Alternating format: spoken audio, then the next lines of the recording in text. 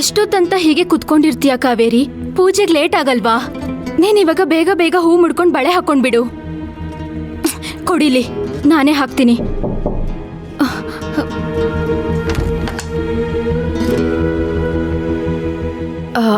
ಸರ್ಸು, ಕಾವೇರಿ ನೀನು ರೆಡಿ ಮಾಡಿಲ್ವಾ?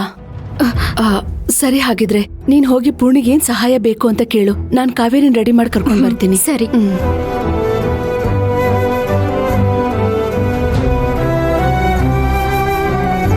ಕಾವೇರಿ, ನೀನ್ ಯಾಕೆ ಈ ತರ ಇದೆಯಾ ಅಂತ ನನಗೆ ಚೆನ್ನಾಗಿ ಗೊತ್ತು. ಪ್ರೀತಮ್ ಬಗ್ಗೆ ಯೋಚನೆ ಮಾಡ್ತಿದ್ಯಾ ತಾನೆ?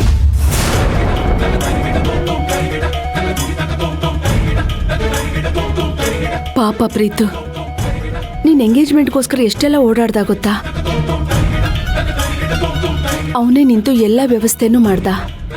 ಅಷ್ಟು ದೊಡ್ಡ ಶ್ರೀಮಂತ, ಸ್ವಲ್ಪನೂ ಜಂಬ ಮಾಡ್ದೆ ನಮ್ ಜೊತೆಲೇ ಇದ್ದು ಎಲ್ಲ ಕೆಲ್ಸನೂ ಮಾಡ್ಕೊಟ್ಟ. ಈಗೆಲ್ಲ ಜವಾಬ್ದಾರಿನೂ ಅವನ ಮೇಲೆ ಹಾಕಿ ನೀನ್ ಏಕಾಏಕಿ ಕೆಲ್ಸ ಬಿಟ್ಟಿದ್ಯಾ. ಈ ಸಮಯದಲ್ಲಿ ಅವನಿಗೆ ಸಹಾಯ ಮಾಡಕ್ಕಾಗ್ಲಿಲ್ಲ ಅಂತ ನೀನ್ ಕೊರಗ್ತಿದ್ಯಾ ತಾನೆ?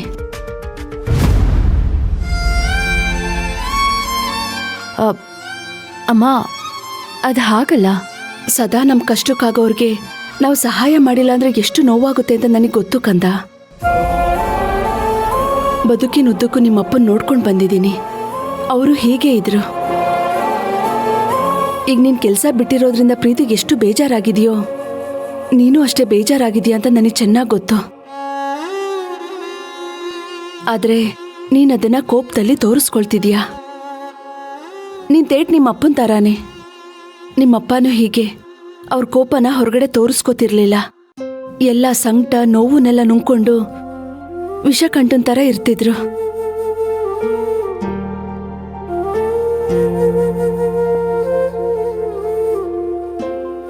ನಿಮ್ಮಪ್ಪನ ಸಿಟ್ಟು ನನಗೆ ಅರ್ಥ ಆಗ್ತಿತ್ತು. ಹಾಗೆ ನಿನ್ ಸಿಟ್ಟು ಕೂಡ ನನಗೆ ಅರ್ಥ ಆಗುತ್ತೆ ಕಂದ. ಯಾಕಂದ್ರೆ ನನ್ನಿನ್ ತಾಯಿ, ನಾನು ನಿನ್ನ ಚೆನ್ನಾಗಿ ಅರ್ಥ ಮಾಡ್ಕೊಂಡಿದ್ದೀನಿ. ಹಾಗಾಗಿ ನೀನ್ ಇಷ್ಟೇ ಸಿಟ್ಟು ಮಾಡ್ಕೊಂಡ್ರು ನನಗೆ ಬೇಜಾರಾಗಲ್ಲ. ಆದ್ರೆ ಎಲ್ರೂ ನಂತರನೇ ಇರಲ್ಲಮ್ಮ. ಎಲ್ರೂ ನಿನ್ನ ಅರ್ಥ ಮಾಡ್ಕೊಳಲ್ಲ. ಸುಮ್ಮನೆ ಮನಸ್ತಾಪಗಳು ಬರುತ್ತಷ್ಟೇ. ಅಮ್ಮ, ನಾನು ಯಾರ ಮೇಲೂ ಸಿಟ್ಟು ಮಾಡ್ಕೋತಾ ಇಲ್ಲ. ಮತ್ತೆ ಸಮಜಾಯಿಷಿ ಕೊಡ್ಬೇಡ ಕಾವೇರಿ. ಪಾಪ ಆ ಪ್ರೀತಮ್ನು ಅರ್ಥ ಮಾಡ್ಕೊ. ಇಷ್ಟು ದಿನ ಚೆನ್ನಾಗಿ ಕೆಲಸ ಮಾಡಿ ಕೊನೆ ಟೈಮಲ್ಲಿ ನಿನ್ನ ಹೆಸರನ್ನ ಯಾಕೆ ಹಾಳು ಮಾಡ್ಕೋತೀಯಾ? ಒಂದೆರಡು ದಿನ ಹೋಗಿ ಆಫೀಸಲ್ಲಿ ಏನ್ ಕೆಲಸ ಇದೆಯೋ ಅದನ್ನೆಲ್ಲ ಮುಗಿಸ್ಕೊಟ್ಬಿಟ್ ಬಾ. ಇದರಿಂದ ಪ್ರೀತಮ್ಗೂ ಸಹಾಯ ಆಗುತ್ತೆ, ನಿನ್ ಮನ್ಸ್ಗೂ ಸಮಾಧಾನ ಆಗುತ್ತೆ.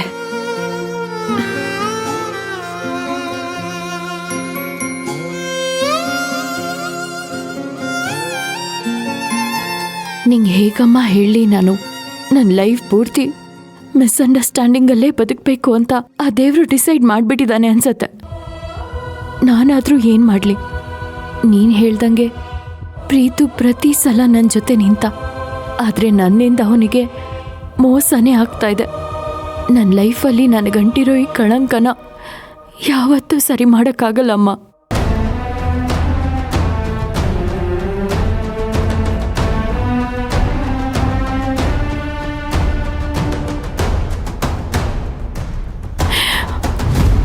ಕಾವೇರಿ, ಏನಾಯ್ತು ಕಂದ? ಯಾಕೆ ಅಳ್ತಾ ಇದೀಯಾ?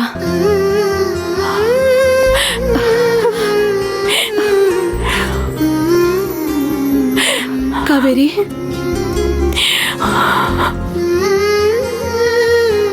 ಯಾಕಂದ? ನಾನೇನಾದ್ರೂ ತಪ್ಪು ಹೇಳಿದ್ನಾ?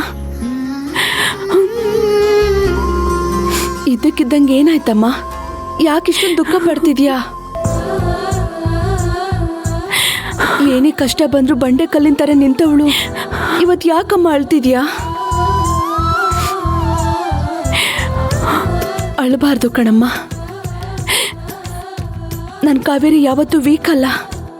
ಅವಳೇನೇ ಕಷ್ಟ ಬಂದ್ರು ಎದುರಿಸ್ತಾಳೆ. ಆದ್ರೆ ಎಲ್ಲರೂ ನನ್ನನ್ನೇ ತಪ್ಪಾಗಿ ತಿಳ್ಕೊಂಡಿದಾರಮ್ಮ. ಇವಾಗ ತಪ್ಪಾಗಿ ತಿಳ್ಕೊಂಡಿರೋರು ನಾಳೆ ನಿನ್ನ ಅರ್ಥ ಮಾಡ್ಕೋತಾರೆ. ನೋಡೋರ್ ಕಣ್ಣಿಗೆ ನೀನೊಂದು ಹಿಮ ಪರ್ವತ. ಆದ್ರೆ ಹಿಮ ಪರ್ವತಕ್ಕೆ ಸ್ವಲ್ಪ ಶಾಖ ತಗಲಿದ್ರೂ ಸಾಕು, ಅದ್ ಕರ್ಗೋಗಲ್ವಾ? ಹಾಗೆ ಕಣಮ್ಮ ಇದು. ಇವತ್ತಲ್ಲ ನಾಳೆ ನೀನೇನು ನಿನ್ನ ಮನಸ್ಸೇನು ಅಂತ ಎಲ್ರಿಗೂ ಅರ್ಥ ಆಗೇ ಆಗುತ್ತೆ. ಎಲ್ಲರೂ ನಿನ್ನ ಅರ್ಥ ಮಾಡ್ಕೊಂಡೇ ಮಾಡ್ಕೋತಾರೆ. ಆ ಕಾಲ ಬಂದೇ ಬರುತ್ತೆ. ಯೋಚನೆ ಮಾಡಬೇಡ ಕಂದ. ನೋಡು, ನಾಳೆನೇ ನೀನು ಬೇಕಾದ್ರೆ ಕೆಲ್ಸಕ್ಕೆ ಹೋಗಿ ಅಲ್ಲಿ ಏನೇನು ಕೆಲಸ ಉಳಿದಿದೆಯೋ ಅದನ್ನೆಲ್ಲ ಮುಗಿಸ್ಕೊಟ್ಬಿಟ್ ಬಾ. ಆಗ ನಿನ್ನ ಮನಸ್ಸಿಗೂ ಸಮಾಧಾನ ಆಗುತ್ತೆ. ಇಲ್ಲಮ್ಮ, ಇಲ್ಲ, ನಾನಂತೂ ಆಫೀಸಿಗೆ ಹೋಗಲ್ಲ. ನಾನು ಅಲ್ಲಿಗೆ ಹೋಗೋದ್ರಿಂದ ಮತ್ತೆ ಪ್ರಾಬ್ಲಮ್ಸ್ ಜಾಸ್ತಿನೇ ಆಗುತ್ತೆ. ಬೇಡ, ನಾನು ಹೋಗಲ್ಲ. ಬೇಡ ಬಿಡಮ್ಮ, ನಿನ್ಗೇನು ಮಾಡಬೇಕು ಮಾಡಬಾರ್ದು ಅನ್ನೋ ನಿರ್ಧಾರ ಮಾಡೋ ಶಕ್ತಿ ಇದೆ. ಆರಾಮಾಗಿರು. ನಿನಗೇನು ಸರಿ ಅನ್ಸುತ್ತೋ ಅದನ್ನೇ ಮಾಡು. ಒಂದು ತಿಳ್ಕೊ ಕಾವೇರಿ, ನಾನು ನಿನ್ನ ಅರ್ಥ ಮಾಡ್ಕೋತೀನಿ. ನೀನು ಯಾವತ್ತೂ ಒಂಟಿ ಅಲ್ಲ. ಏನೇ ಇದ್ರೂ ನನ್ನ ಹತ್ರ ಹೇಳ್ಕೊಳಮ್ಮ.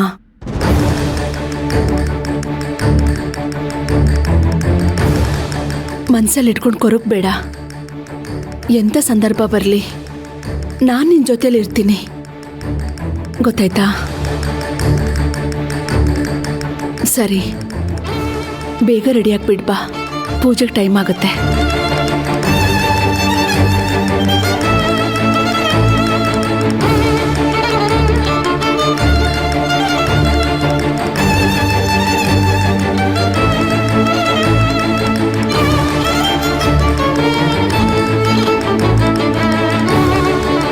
ಅಮ್ಮ, ಎದೆಯಲ್ಲಿರೋ ಸತ್ಯ ಆಗಿದ್ರೆ ಯಾವತ್ತೋ ಹೇಳ್ಕೊಂಡು ನಿನ್ನ ಮಡ್ಲಲ್ಲಿ ಹತ್ತು ಹಗುರ ಮಾಡ್ಕೊಂಡು ಬಿಡ್ತಿದ್ದೆ. ಆದರೆ ಇದು ಹೊಟ್ಟೆಯಲ್ಲಿರೋ ಸತ್ಯನಮ್ಮ. ಇದನ್ನ ಹೇಳ್ಕೊಳಕ್ಕಾಗ್ತಿಲ್ಲ. ಅದನ್ನ ಕೇಳಿದ್ರೆ ನೀನು ಎದೆ ಹೊಡ್ಕೊಂಡು ಪ್ರಾಣನೇ ಬಿಟ್ಬಿಡ್ತೀಯ. ಈ ಸತ್ಯ ನನ್ನೊಳಗೆ ಹೂತೋಗ್ಬೇಕು.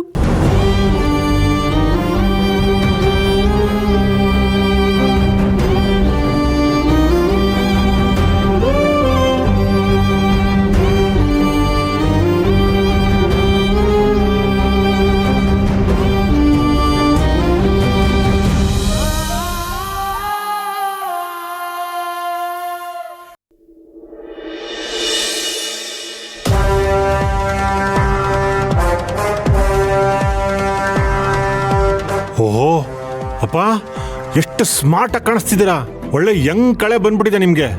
ಹೌದು ಮಾವ, you are looking very handsome. Thank you Mallika. ಆಫೀಸಲ್ಲೆಲ್ಲ ಹೇಗಿದೆ? ತುಂಬಾ ಚೆನ್ನಾಗಿದೆ ಮಾವ. ನಾನಂತೂ ತುಂಬಾ ಎಂಜಾಯ್ ಮಾಡ್ತಿದ್ದೀನಿ. ಒಳ್ಳೆ ವರ್ಕಿಂಗ್ ಅಟ್ಮಾಸ್ಫಿಯರ್ ಇದೆ. ನಾನ್ ಎಲ್ಲ ಮರ್ತು ವರ್ಕ್ ಅಲ್ಲಿ ಇನ್ವಾಲ್ವ್ ಆಗ್ಬಿಟ್ಟಿದ್ದೀನಿ.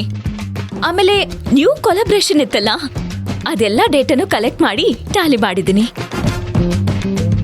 ಹೌದಾ? Amazing, very good. ಅಯ್ಯೋ, ಅಪ್ಪನ ಮುಂದೆನೆ ರೀಲ್ ಬಿಡ್ತಿದ್ದಾಳಲ್ಲ. ಅಪ್ಪನೇ ಒಂಥರ ಕಂಪ್ಯೂಟರ್ ಇದ್ದ ಹಾಗೆ. ಇವಳು ತೆಗಲಾಕೊಳ್ಳೋದು ಗ್ಯಾರಂಟಿ. ಮಲ್ಲಿಕಾ, ನೀವು ಸುಮ್ಮನೆ ಇರ್ರಿ. ಮಾವ, ಆಮೇಲೆ ಎಲ್ಲ ಸೆಕ್ಷನ್ ವಿಸಿಟ್ ಮಾಡಿದೆ. ಆ ಕಡೆ ಎಂಪ್ಲಾಯ್ಸ್ ನೋಡ್ಕೊಂಡು ಕೊಲಾಬ್ರೇಷನ್ಸು, ಪ್ಲಾನಿಂಗು, ಎಕ್ಸಿಕ್ಯೂಷನ್ ಒಂದ ಎರಡ. ಲಂಚ್ ಬ್ರೇಕ್ ಕೂಡ ಟೈಮ್ ಇರ್ಲಿಲ್ಲ ಮಾವ. ಅಷ್ಟು ವರ್ಕ್ ಪ್ರೆಷರ್ ಇತ್ತು ಮಾವ. ಬೇಕಿದ್ರೆ ತೇಜುನು ಕೇಳಿ. ಹೌದಪ್ಪ, ಆಫೀಸಲ್ಲಿ ತುಂಬಾ ಆಕ್ಟಿವ್ ಆಗಿ ಕೆಲಸ ಮಾಡ್ತಿದ್ದ. ಓಹೋ, good good, keep it up. Okay ಮಾವ, ನಾವ್ ರೆಡಿಯಾಗಿ ಬರ್ತೀವಿ ಮಾವ. ಹಾ ಹಾ, ಬೇಗ ಬಂದ್ಬಿಡಿ. ಹಾ, ಬನ್ನಿ ತೇಜು. ಮಲ್ಲಿಕಾ, ಹಾ ಮಾವ. ಒಂದು ನಿಮಿಷ ಬಾಯಿಲಿ. ಆಕ್ಚುಲಿ ನಾನು ಹೇಳೋದನ್ನೇ ಮರೆತುಬಿಟ್ಟಿದ್ದೆ. ಕೊಲಾಬ್ರೇಷನ್ ಡೇಟಾ ಫೈಲ್ಸ್ ಎಲ್ಲ ಕಾವೇರಿ ಮೇಲ್ ಮಾಡಿದ್ಲು. ಪ್ರೀತು ಅದನ್ನು ಡೌನ್ಲೋಡ್ ಮಾಡೋಕ್ಕಾಗಿಲ್ಲ. ಅದು ನೀನು ಹೊಸದಾಗಿ ಕೊಲಾಬ್ರೇಷನ್ ಡೇಟಾ ಎಲ್ಲ ಕ್ರಿಯೇಟ್ ಮಾಡಿದ್ದು ನನಗೆ ಆಶ್ಚರ್ಯ ಆಯಿತು, ಜೊತೆಗೆ ಖುಷಿನೂ ಆಯಿತು. ಇದೆಲ್ಲ ಕೆಫೆಟೇರಿಯಲ್ಲಿ ಕೂತ್ಕೊಂಡೇ ಮಾಡಿದ್ದ? ತುಂಬ ಹೊತ್ತು ಕೆಫೆಟೇರಿಯಲ್ಲಿ ಇದೆಯಂತೆ ಮಲ್ಲಿಕಾ? ಮಾವ, ಅದು ಅಲ್ವೇನೋ ತೇಜು? ಅಪ್ಪ, ಅದು